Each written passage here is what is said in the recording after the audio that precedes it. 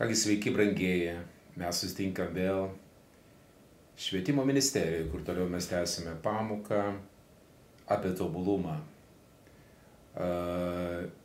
Iš karto noriu atsiprašyti, kad pamoka dėstoma su tokiom pertraukom, trūkčiojimais ir panašiai. Noriu dabar pasiteisinti jūsų akivaizdoje.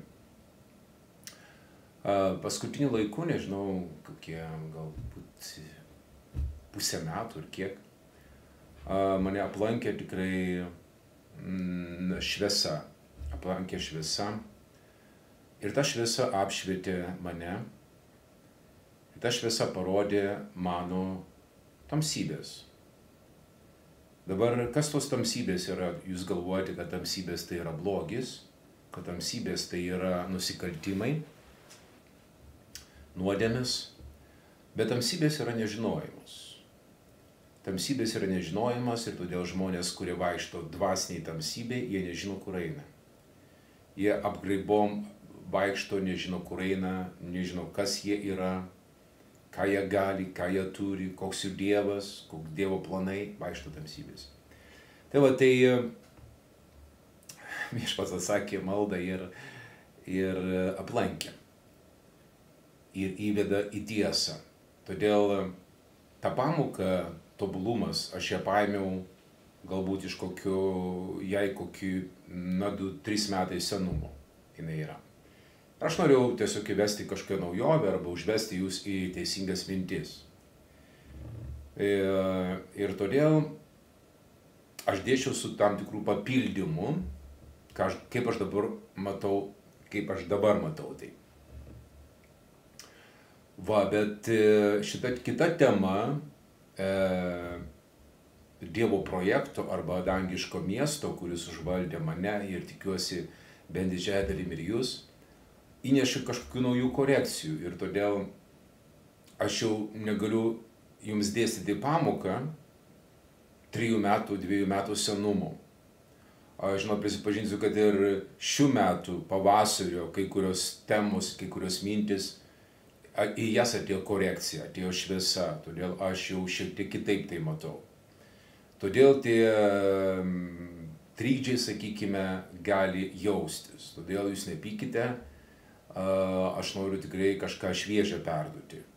Tai va ir šiandien aš noriu tobulumo pamokoj, apie tobulumą, įdėti jums svarbią mintį, kuri atitinka šio laiko apreiškimui, kurį mums duoda šventoji dvasia, jinai kalba šiame klesijai. Tai va, ir aš ją pavadinau maitinti dvasią. Čia labai tinka į mūsų pamoką, nes kiek kartų aš kalbėjau apie tai, kad mes esame gimę iš Dievo. Gimę iš Dievo tai nereiškia, kad mūsų nebuvo, mes buvome. Gimti iš Dievo reiškia gauti atnaujintą dvasią. Tavo paties atnaujintą dvasią. Mes priklausome piktojo pasauliui, piktojo genetiniai dvasiniai šeimai, bet per mūsų nuodėmę atleidimą, dėl to, kad mes patikėjome Jėzumi, mes gavome naują prigimtį. Va, ta nauja prigimtis ir yra gimimas iš Dievo. Mes dabar turime dievišką prigimtį, dievišką gyvenimą ir dievišką likimą. Va, ir todėl šitą pamoką apie tobulumą, tai reiškia pamoka apie brandinimą, nes tobulumas tai yra subrendimas. Ir išsiaiškinom jau, kokią dalį mūsų teisybės mes brandiname. Tai laviname, brandiname, auginame, tai ne mūsų kūną, ne kūno lavinimas, ne fiziniai pratimai, ne intelektualinė lavyba, žinių bagažas didelis, bet mes maitiname savo vidinį žmogų, tai yra dvasia. Ir kiekvienai gyvai, kaip sakyt, kiekvienam gyvam daiktui reikalingas maistas, kad jisai augtų. Tai augalui, sakykime, taip, gyvai būtybei, taip, reikalingas maistas. Tai va, ir mūsų dvasia reikalingas maistas. Todėl šita pamoka yra apie tai, kokiu maistu mes turime maitinti savo dvasią. Ne viskas, kas skamba krikščioniškų pavadinimų, yra tinka ir tai Ne visa, kas krikščioniškų pavadinimų atitinka mūsų dvasiai. Ne visą mes galime pavadinti, kad tai yra reikalingas maistas, tinkamas maistas ir panašiai. Tai va, todėl šiandien mes pasižiūrėkime į tai, kas iš tiesų atitinka mūsų naujai prigimčiai. Ir šiandien aš noriu tiesiog pradėti nuo tos eilutės, kurią mes jau pastaruoju metu labai dažnai girdime ir noriu paimti vieną žodelį iš ten. Tai skaitome Apreiškimo knyga. Apreiškimo knyga. Ir čia bus 21 skyrius nuo 2 iki 5 eilutės. Ir aš, Jonas, išvydau šventąjį miestą, naująją Jeruzalę, nužengiančią iš dangaus nuo Dievo. Ji buvo aprengta kaip nuotaka, išpuošta savo sužadėtiniu. Ir išgirdau galingą balsą skambantį iš dangaus. Štai Dievo buveinė tarp žmonių. Jis apsigyvens su jais, ir jie bus jo tauta, ir pats Dievas, jų Dievas, bus su jais. Ir nušluostys kiekvieną ašarą nuo jų akių. Ir nebebus daugiau mirties. Noriu va šitą dalyką pabrėžti. Ir čia bus pamoka apie tai. Nebebus daugiau mirties, nei liūdesio, nei dejonės, nei skausmo. Daugiau nebebus. Nes kas buvo pirmiau praėjo. Sėdintysis soste tarė, štai aš visą darau naują. Štai aš visą darau naują. Jis sako man, rašyk, nes šitie žodžiai patikimi ir tikri. Dabar, jeigu mes žinome, kad šita knyga buvo parašyta iki 700 metų arba iki viešpaties dienos, Jonas ir sako, ir viešpaties dieną, tai tuo laikotarpiu aš buvau dvasioje. Tai yra tam tikras laikotarpis, rūstybės diena, nepaklusniems, rūstybės vaikams buvo rūstybės diena, o jo išrinktiesiems, tie, kurie yra sandoroj su juo, tai yra naujo laikotarpio diena.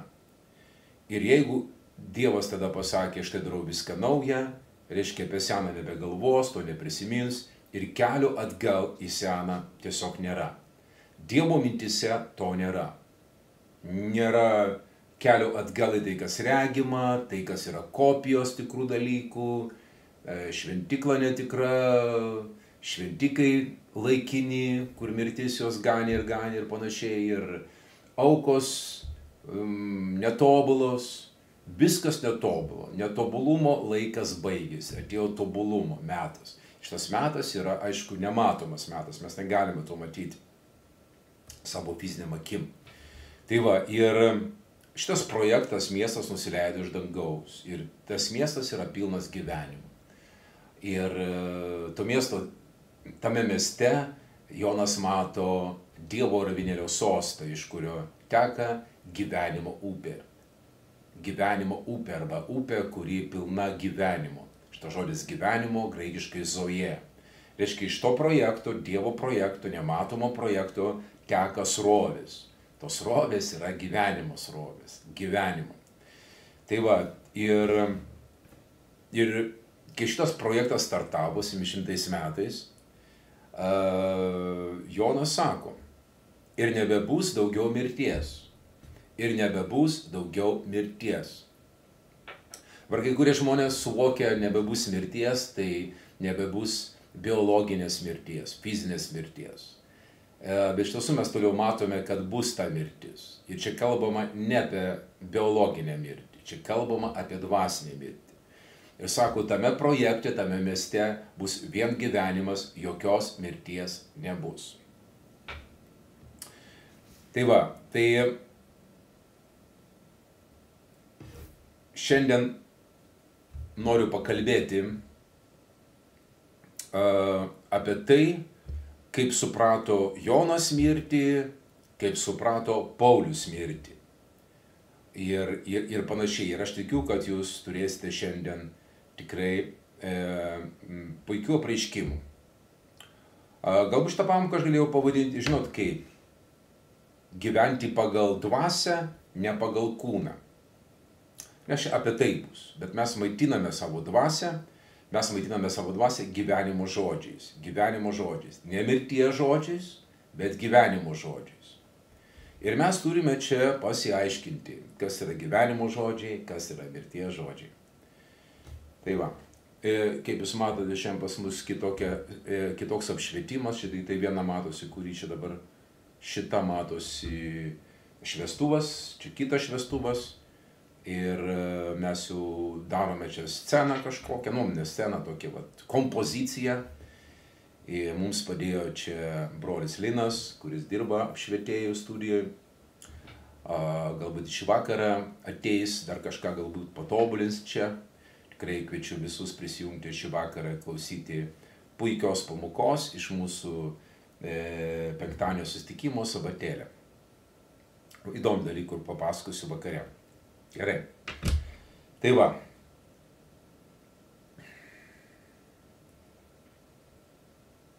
Taigi einam prie termino.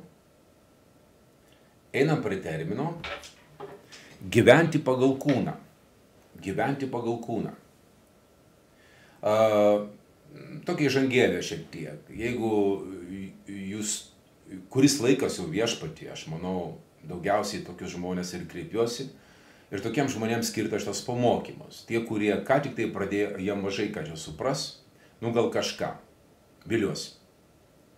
Tačiau daugiau tie žmonės, kurie perskaitė šventą raštą, gal visą perskaitė, gal ne kartą, daug kartų girdėjau frazes, kas yra romiečiams laiškas, 6, 7, 8 skyrius. Tai yra tokie svarbios temos apie gyvenimą pagal dvasią, o ne pagal kūną. Ir mąstymas pagal dvasią, o ne pagal kūną. Mąstyti pagal dvasią. Arba dvasiškai mąstyti. Ir ten mąstyti yra žodis mintis. Yra dvasinė mintis, yra gyvenimas ir ramybė. Tie, kurie mąsto dvasiškai,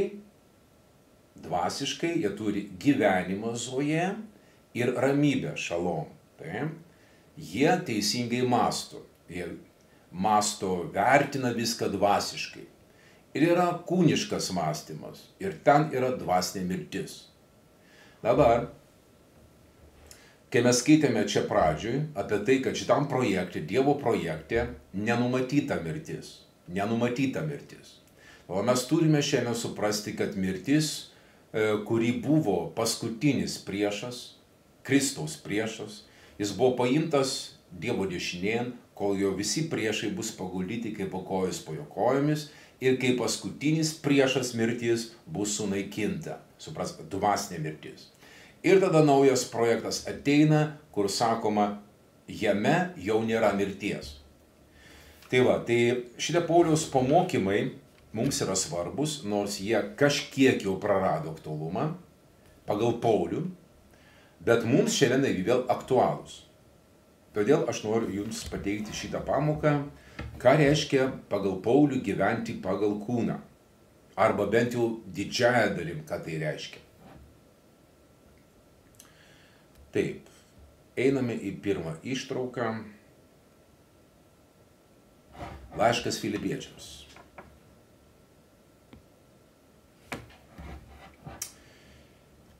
Taip, sako, nes apipjaustymas esame mes. Apipjaustymas tai reiškia sandorą, tai yra santykis su Dievu, kad tu esi jokis ypatingas ir panašiai.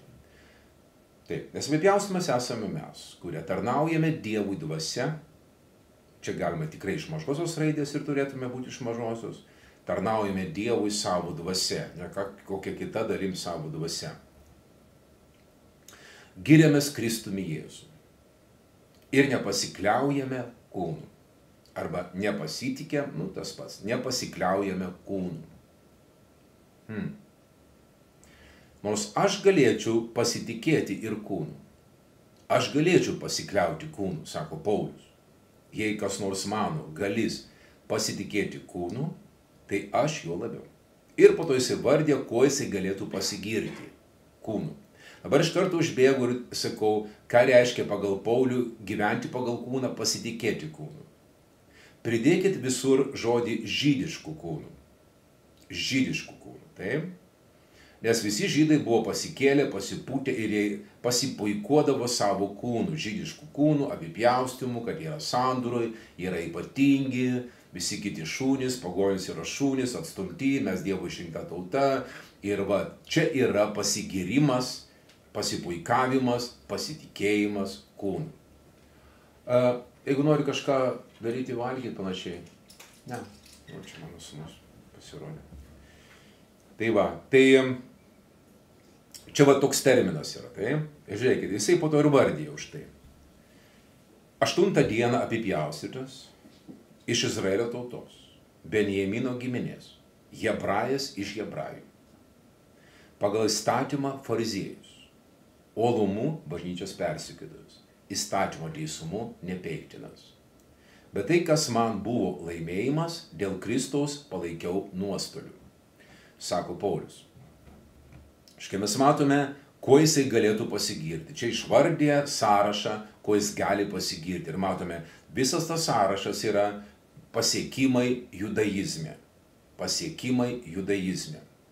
Ir čia yra pasigirimas būtent tuo, kad jisai priklauso judaizmui, gal daug atliko ten ir panašiai, ir panašiai. Tai va.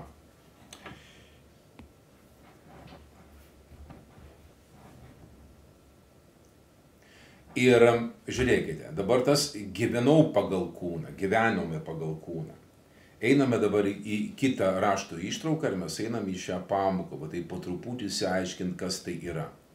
Vat paskaitome va šitą tekstą iš Romiečiams 7 skyriaus 5 ir 6 eilutė. Kol gyvenome pagal kūną. Kol gyvenome pagal kūną. Dabar suprantat, pagal kokį kūną. Taip? Žiūrėkit, mes turime suprasti Pauliaus laiškus, kad Paulius rašo didžiąją dalim pagonijai arba tautoms. Bet jisai rašo tam kontekste, tarytum jisai rašo žydams. Jūs nekartą pamatysite tai. Mes visi, sako broliai, arba mes visi buvome pakrikštyti į Mozę, pavyzdžiui, ne, dykumoje. Nu, ne visi buvo pakrikštyti. Jisai kreipėsi dabar į tarsi pagonis ir kreipėsi taip pat ir į žydus. Pamatykime, kad kai Paulius dėsto savo mintį, jisai dėsto tik tai hebrajų kontekste, Izraelio kontekste. Taip? O mes kaip pagonis tarsi suprasdami, kodėl tas dalykas yra, čia kaip mokykla yra, taip? Mes suprantam, kodėl tai yra, kokios čia mintis jos vedė ir panašiai. Mes kaip prielipos, mes esam kaip įskiepyti į visą Dievo projektą, kuris buvo pirminė prasme buvo skirtas žydams arba Izraeliui. Tai va, tai todėl, kai jisai sako, kol gyvenome pagal kūną, jis suprantama, toliau skaitome. Mūsų nariuose veikė įstatymo pažadintos nuodėmingos aistros. Matot? Kol gyvenome pagal kūną, dabar jeigu pridėsi žydišką kūną, religingą šiais laikais galima pridėti, nes visa tokia religija, kuri mūsų supa šiandien, ji yra padiktuota iš judaizmo. Ten yra taisyklių krūva, viso kito ir mums privalu to laikytis. Tai va, kol gyvenome pagal žydišką kūną, mūsų nariuose veikia įstatymo pažadintos nuodėmingos aistros. Ir mes nešėme vaisių mirčiai. Bet dabar, numirę įstatymui. Ką reiškia numirę įstatymui? Reiškia, mes nuo jo atsiskyrėm. Įstatymas mums neegzistuoja. Dabar, kai sakome įstatymas, kiti nesupranta, koks šis įstatymas, čia kažkoks įstatymas, Lietuvos Respublikos įstatymas, koks kitas įstatymas.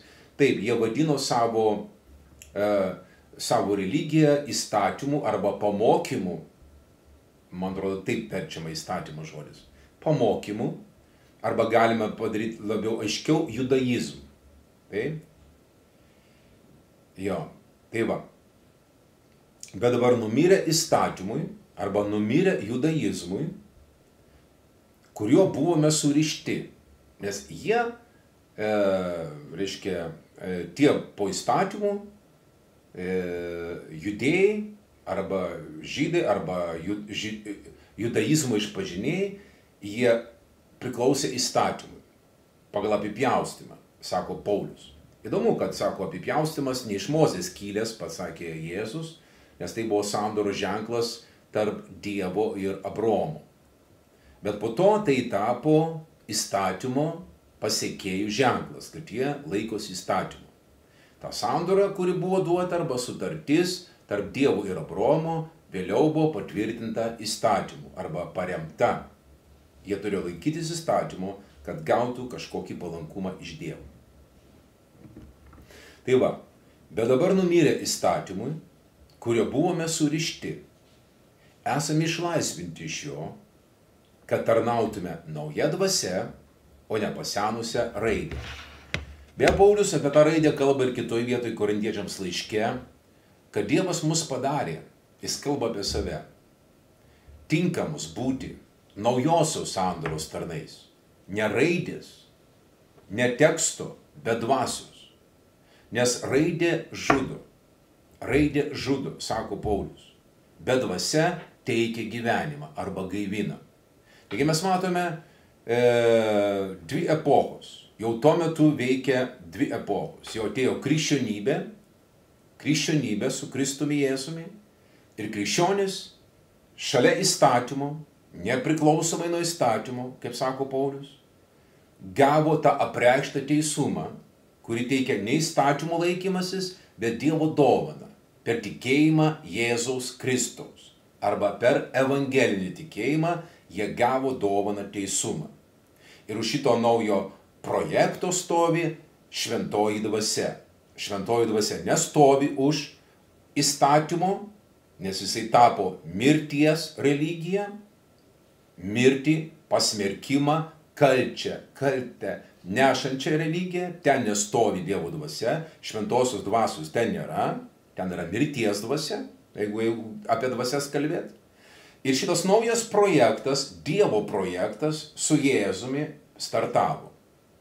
Ir už šito projekto stovi šventoji dvasia ir mes sakome, mes tikimės ir laukiame per dvasią Dievo teisumo. Tai va, tai pamatykime šitą atskirimą, aišku atskirimą, kuris buvo kažkada, bet tuo metu, kai Paulius rašė, veikia ir tai, ir tai. Beje, tuo metu, kai Paulius rašė, dar įstatymas turėjo kažkokį bent jau panašumą į Mozės perteiktą tą įstatymą prieš kitai metų nešnekė. Tai va, tai šiais laikais iš viso tokio dalyko kaip judaizmo autentiško nėra, jūs jau nekartą girdėjote iš manęs. Yra šiais laikais, kas yra šiais laikais? Šiais laikais yra judaizmo ta metamorfozė kažkokia tas pats kitais vardais, arba principai tie patys kitais vardais. Gal daugiau, jeigu tai pasižiūrėjus, koks skirtumas tarp judaizmo ir krikščionybės, o skirtumas yra radikalus, mes negalime susieti vieną. O tas pasakymas, judėjo krikščionybė yra klaidingas, tokio dalyko nėra. Yra judaizmas, mirties religija, ir jinai buvo ir yra šiandien antikristiška, pati iš savęs, nekenčia Kristaus, nekenčia šventosios dvasios, Kristaus dvasios taip pat. Tai va, ir visais laikais tai buvo konfrontacija ir Paulius pats būdamas visiškai pasidavęs judaizmui, jis čia gyrėsi, jis puikiai išmanė viską, laikėsi įstatymu. Ir jis po dar prisipažįsta, kad mes buvome mirę, taip, mirę. Pagal įstatymą mes buvome mirę, dvasiškai mirę, tam buvo dvasinė mirtis. Beje, kalbant į ateitį, ką nors apie prisikėlimą, supraskit, kad ta dalis žmonių, Dievo žmonių, jiems reikėjo dvasinio prisikėlimo, dvasinio ir galbūt kolektyvinio prisikėlimo, iš vieno statuso mirties, kaip pagal Jezikėlį turi būti atgimti tie kaulai sudžiūvę, prisikelti į tą dangišką Izraelį, į tą Dievo numatytą planą, kuriame mes beje esame šiandien. Bet tai apie istoriją. Gerai. Taip, kur mes čia skaitume. Bet dabar numirė įstatymą, reiškia visiškai atsiskyrė jau tais laikais. Jis čia sako, šiaip rašo romiečiams, bet tarsi rašo žydams. Arba sakykim taip, rašo žydams, bet tinka romiečiams. Bet dabar numirę įstatymui, kurio buvome surišti, esame išlaisvinti iš jo. Nes aukščiau ten rašosi, ten tas skyrių pati pradžia. Apie moterį palyginimą ir vyrą. Kol vyras gyvas, moteris yra santuokos sandoros įstatymų surišta.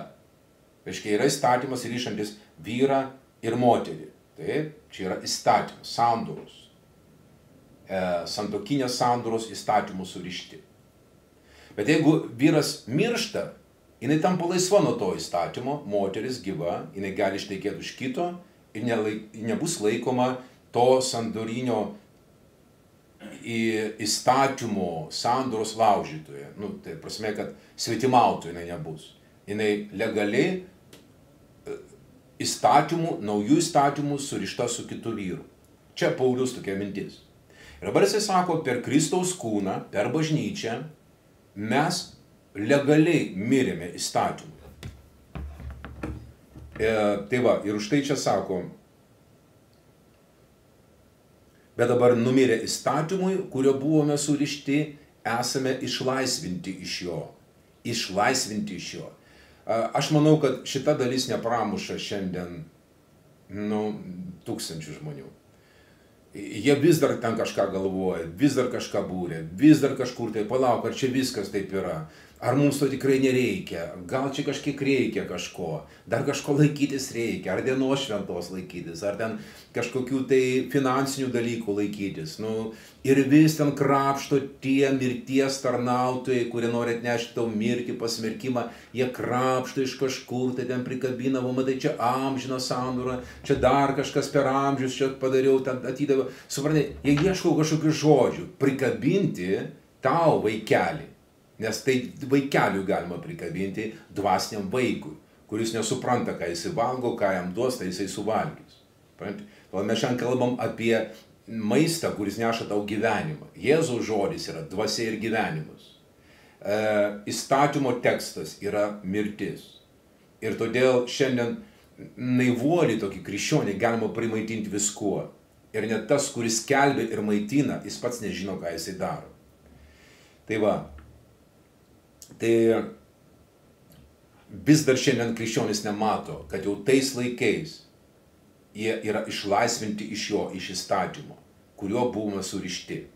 Dabar dar kartą paklausiu, pagonys nebuvo surišti, bet čia kalba tarsi jie būtų žydai. Kad tarnautume nauja dvasia, o ne pasenusią raidę.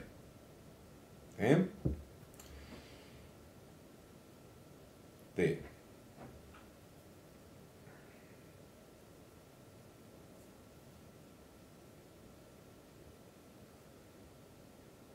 Dabar žiūrėkit, paskaitykime apie Jėzų Kristų, mūsų viešpatį.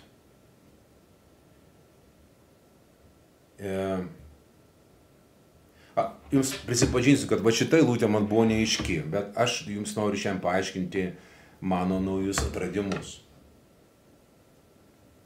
Kalbam apie Kristų, kad jis mirė, Kristus mirė, tai mirė nuodėmiai, kartą visiems laikams.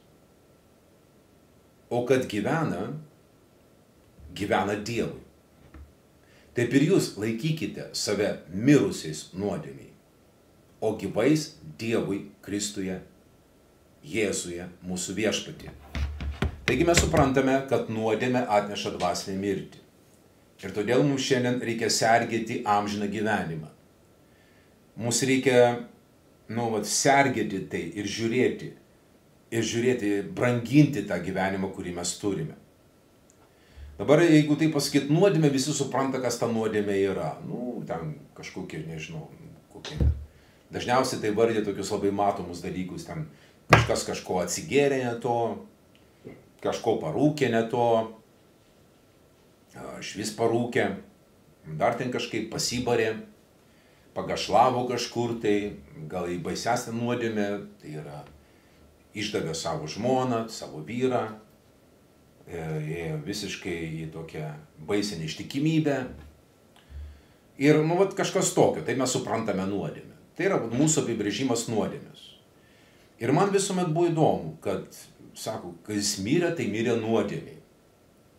Tai palauk, o tai ar ta nuodėmė jį kabino? Ar nuodėmė turėjo kažkokį paveikimą jam? Ar aš kažko nesupratau iki šiol, apie ką čia kalba? O kalba yra štai apie ką. Čia Paulius vadina įstatymą mirties įstatymu ir nuodėmės įstatymu. Mes apie tai pakalbėsim. Taip? Reiškia, įstatymas arba judaizmas tai yra nuodėmės ir mirties religija. Tau netruks atrasti, kad jeigu šiandien kažkur tai yra, sakykime, bendruomenės, mokyklos, krikščioniškos, galime ir kabutės paimti, kuriuose yra, jeigu netiesiogiai įstatymas skelbiamas, nors ir kai kuriuose tiesiogiai skelbiamas.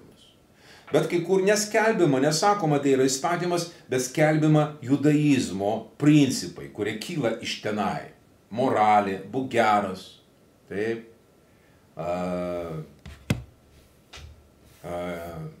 Pavyzdžiui, ir kad ir pas tą patį Jokūbą parašyta.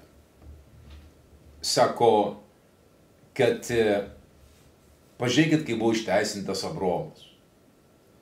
Ar jisai sako, ar Abraomui užteko vien tikėjimu, ar jis buvo darbais išteisintas. Ir ten pateikė pavyzdį Jokūbas visai ne tą. Sako, kai Abraomo paprašė Dievas, kad jis paaukotų sūnų, jis taip ir padarė. Bent jau ėjo aukoti ir mes žinom istoriją, paskutinę minutę Dievas tiesiog suprato, kad Abraomas paklusnus ir panašiai ir išsakė Abraomui palaiminimo pažadą. Bet iš tiesų, jeigu atidžiai studijuojant Abraomo istoriją, ne tuo metu Dievas paskelbė jam teisumą, bent jau aprašyta tai. Dievas paskelbė Abraomui teisumą, kai jis pakėlė akis į dangų, pamatė milijardus žvaigždžių ir Dievas sako, va tiek bus tavo palikonių, kaip žvaigždžių va danguje. Ir ten Abraomas, išėjęs iš palapinės, iš savo ribotumo, pamatė visą galybę Dievo, jo didelį projektą ir jis patikėjo. Ir tai jam buvo įskaityta teisumu. Ir kitur, ir Paulius atkartoja, mūsų tėvas Abraomas buvo išteisintas ne darbais. Tai va, tai mes matome, kad judaizmo stovyklos mokytojas Jokūbas įrašo va tokius va dalykus. Ir sako, todėl mes matome, kad ne vien tikėjimu išteisintas žmogus, bet ir darbais. Tai va. Todėl va, šitą momentą pasigauna, čia nesakoma, kad čia judaizmas, čia va, matot jau Jokūbas, čiagi evangelinio stovyklos jau atstovas. Ir tai perduodama va ta mintis, tavo darbus ir panašiai ir panašiai. Šiandien tiesiog smalsumo, taip nesmalsumo, įsijungiau YouTube'ą vieną, man atrodo, ten Paul Washer, kaip jis vadinasi, super religingas skelbėjas, baimių, netų baimių pertikėjas ir ten visas rinkinys tų gąsdinimo teksto.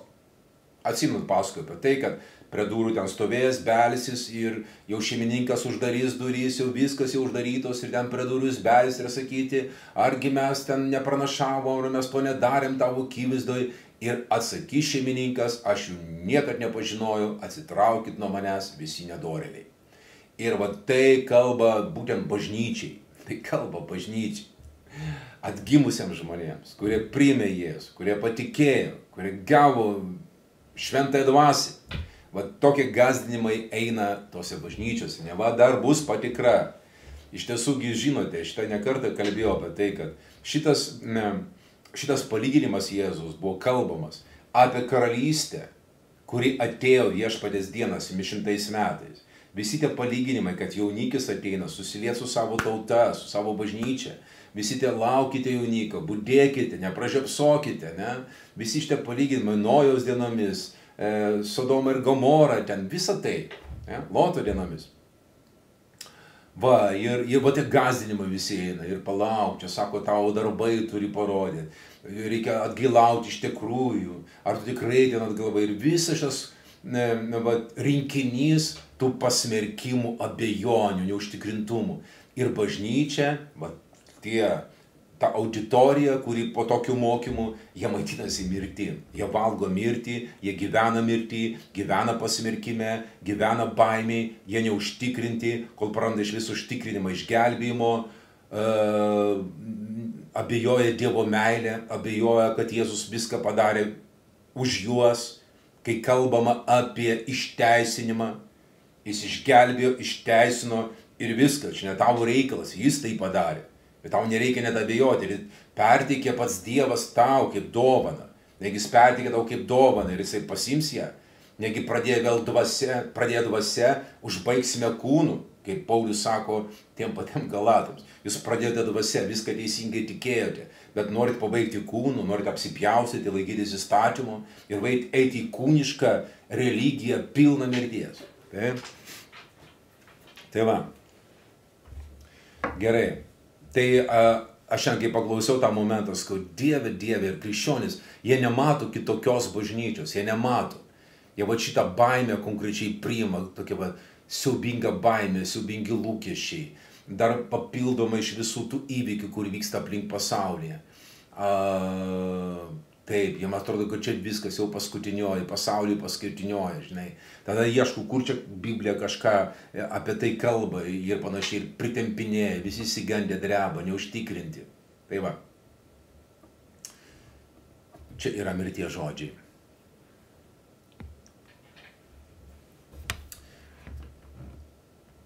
Kad jis mirė, tai mirė nuodėmei.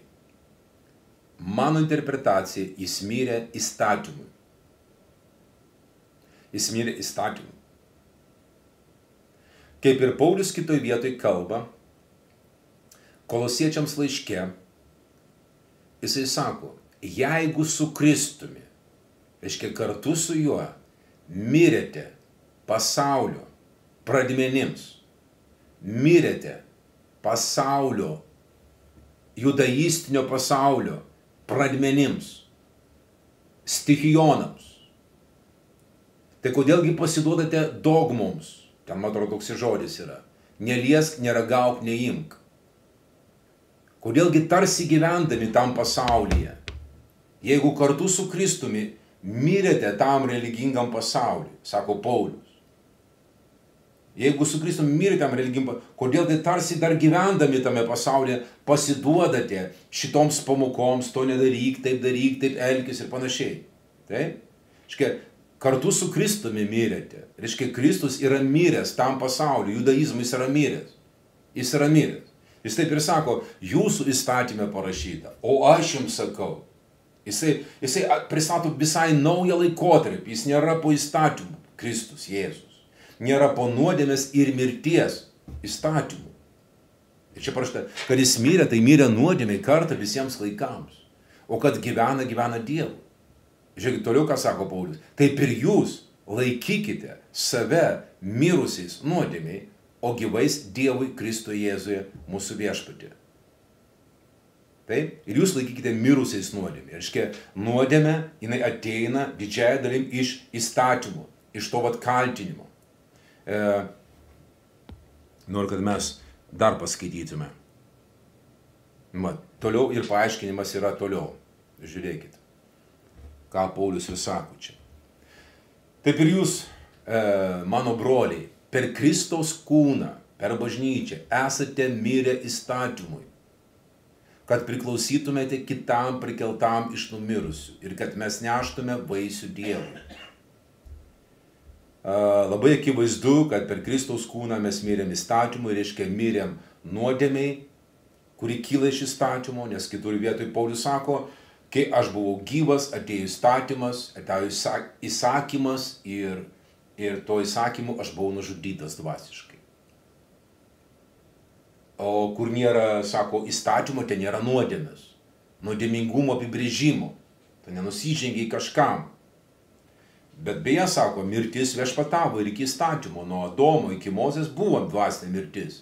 Bet tai buvo kaip ir neįskaitoma, bet kai atėjo įstatymas, jis tiesiog kalė tave, bet kad tu nesilaikai to ir ano. Ir įstatymas paryškino tą nuodėmingumą. O kai paryškintas nuodėmingumas, paryškinta dvasinė mirtis. dvasinė mirtis. Todėl Dievas turėjo pašalinti šitą dalyką. Pašalinti. Ir kaip sako, kad mirties geluonis yra nuodėmė. Ir nuodėmės jėga yra įstatymas. Bet ačiū Dievui, kuris duoda mums pergalę per mūsų viešpatį Jėzų Kristų. Taigi mes matome, kad įstatymas, Dievo įstatymas tapo priešu.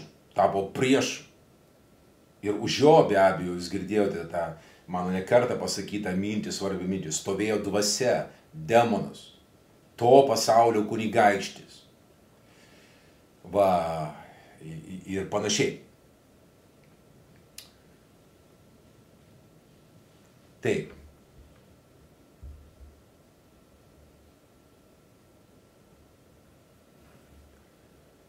Ir taip, mes dar turime vieną eilutę, beje dabar šita bus, kurią perskaitęs, aš ir panorėjau šitą pamoką jums šiandien patiekti. Tai čia yra iš Romiečiams 8, ne tą padėjau.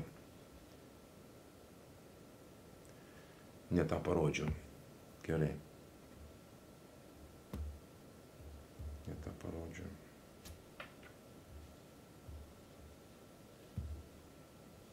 Ką aš jūs neįdėjau gal? Ai va, yra. O, yra. Galvoju, pamečiau. Tai va, yra. Romiečių 8 skyriuje.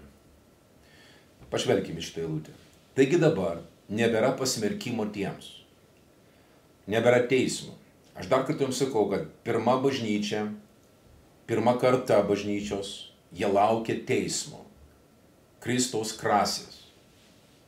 Ir todėl jų terminas išgelbėti buvo aktualus. Ir Paulius sako, 5 parašytas skyriuje Romiečiams, kad jeigu mes buvome išteisinti per jo mirtį, tai būsime išgelbėti per jo gyvenimą nuo ateisinčios rūstybės. Jie laukė tos rūstybės. Ir tai buvo vieniems pasmerkimas, kitiems išaukštinimas. Ir tie, kurie išaukštinti, jie yra išgelbėti. Tai įvyko per viešpatės dieną 700 metais. Taigi jis sako, dabar nebėra pasmerkimo tiems, kurie yra Kristuje Jėzuje. Aš paėmiau kabutes, nes čia šita sąlyga yra įterpta. Perrašant, rankraščius ir panašiai. Kitose vertimuose iš tos dalies nėra. Nors ta dalis irgi nieko netrukdo. Nes po to čia Paulius, paskaitykim, kaip jinai skamba, iš naujo. Taigi dabar nebėra pasmerkimo tiems, kurie yra Kristuje Jėzuje. Jeigu tavo dvasia yra Kristuje Jėzuje, tavo pasmerkimo nėra. Kurie gyvena ne pagal kūną, bet pagal dvasią. Tai čia irgi svarbu pagal pamoką atitinka. Tie, kurie gyvena ne pagal žydišką kūną, ne pagal religiją gyvena. Dabar pagal kūną gyventi būtent taip. Pažiūrėkime šituo atspalviu. Ne taip, kaip mes galvojam, kad gyventi pagal kūną, tai dalyvauti kūniškose geiduliuose, tenkinti geidulius ir panašiai. Tai irgi yra. Bet čia mes dabar kalbam apie kitą atspalvį gyventi pagal kūną. Kad mes suprastum, ką šitas apibrėžimas reiškia. Ką Pauliui tai reiškia. Va, ir skaitome. Nes gyvenimo Kristuje Jėzuje dvasios įstatymas, gyvenimo tai yra zoje, Kristuje Jėzuje dvasios įstatymas, kai mes gyvename jame, ten dvasios kažkoks įstatymas veikia, taip, gyvenimo pilnas, išlaisvino mane iš nuodėmės ir mirties įstatymo. Taigi aš neparyškinu, bet čia reikia super paryškinti apibrėžimą, kaip Paulius mato įstatymą arba judaizmą. Tai yra nuodėmės ir mirties įstatymas. Todėl jeigu kažkur, bet kokiu pavidalu skelbiamas įstatymas arba judaizmas, aš garantuoju, kad ten dalyvauja ir dvasinė mirtis. Tai va,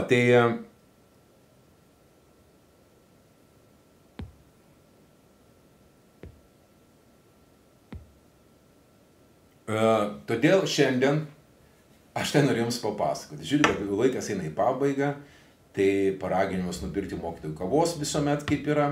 Šiandien noriu Jums parodyti vieną svarbę tiesą. Ir tada, ką mes skaitome, pačioj pradžioj, ką skaitėme, kad tame mieste, kuris jau yra šioje žemėje, tai yra dvasinis miestas, jis nėra matomas, bet kas negali įeiti, į jį neįs niekas, kas yra nešvarus, jis turi būti kažkaip tai ypatingai apvalytas, kas galėtų patekti į tą miestą, jame gyventi ir patirti visą palaimą to miesto.